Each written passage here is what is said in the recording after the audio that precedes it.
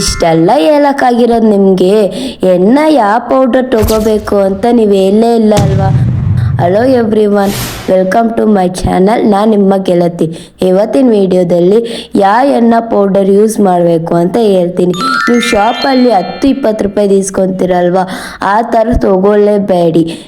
ಯಾವ ಥರ ತಗೋಬೇಕಂದ್ರೆ ರಾಜಸ್ಥಾನಿ ಎಣ್ಣೆ ಪೌಡರ್ ಅಂತ ಬರುತ್ತೆ, ಇಲ್ಲ ಹತ್ತಿಕಾ ಎಣ್ಣೆ ಪೌಡರ್. ಇಷ್ಟು ಕನ್ಫ್ಯೂಷನ್ ಇತ್ತಂದರೆ ಆರ್ಗಾನಿಕ್ ನ್ಯಾಚುರಲ್ ಅಂತ ಎಣ್ಣೆ ಪೌಡರ್ ಸಿಗುತ್ತೆ, ನೀವು ಅದನ್ನ ಯೂಸ್ ಮಾಡಿ. ಅದರಲ್ಲಿ ಫಿಲ್ಟರ್ 1 ಫಿಲ್ಟರ್ 2 ಅಂತ ಇರುತ್ತೆ. ಸ್ವಲ್ಪ ಕಾಸ್ಟ್ಲಿ ಆಗಿದ್ರೂ ಆ ಥರ ಪೌಡರ್ ಯೂಸ್ ಮಾಡ್ಕೊಳ್ಳಿ.